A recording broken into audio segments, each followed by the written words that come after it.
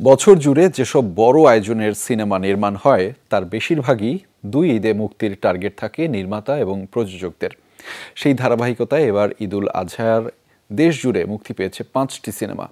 তবে সবাইকে যেন ছাপিয়ে গেছে ঢালিউডের জনপ্রিয় নায়ক শাকিব খান। বলা হচ্ছে দেশ জুড়ে এই ঈদে চলছে তুফান ঝড়।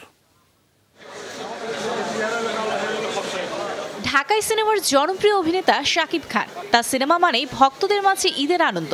তাই তো ঈদকে কেন্দ্র করে ভক্তদের জন্য এবার তুফান নিয়ে এলেন এই তারকা। 17 জুন দেশের 100টিরও বেশি প্রেক্ষাগৃহে মুক্তি পেয়েছে তুফান। যমুনা ব্লকবাস্টার সহ দেশের প্রায় সব বড় সিঙ্গেল স্ক্রিনে চলছে একযোগে।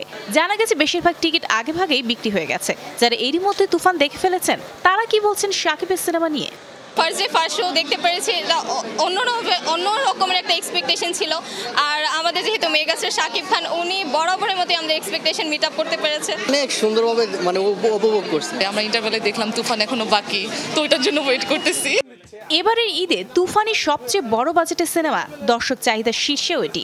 সম্প্রতি সিনেমার ট্রেলারে দুর্ধর্ষ শাকিব খান ছাড়াও নজর কেড়েছেন ছোট পর্দার এক ঝাঁক তারকা। তুফান 2 হবে প্রযোজক, এটা তুফান 2 হবে আমি বলি নাই, কিন্তু যেহেতু চঞ্চল ভাই বলে দিল আমাকে তো চাপে ফেলানো হচ্ছে। তুফান তো করতেই হবে।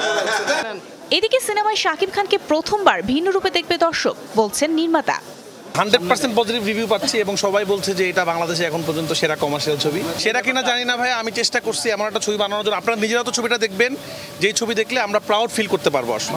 রায়হান রাফি পরিচালিত তুফানে শাকিব ছাড়াও ভারতের মিমি চক্রবর্তী, বাংলাদেশের চঞ্চল চৌধুরী, নাবিলা, মিশা সওদাগর, ফজলুর রহমান বাবু, সালাউদ্দিন লাভলু ও গাজী রাকায়েত অভিনয় করেছেন। এত তারকার মাঝেও দ্যুতি ছড়িয়েছেন শাকিব, এমনটাই বলছেন ভক্তরা। যে কারণে ঈদ উৎসবের প্রথম দিনে সেভাবে আলোচনাতেই নেই বাকি সিনেমাগুলো। মারিও হোসেন, যমুনা নিউজ, ঢাকা।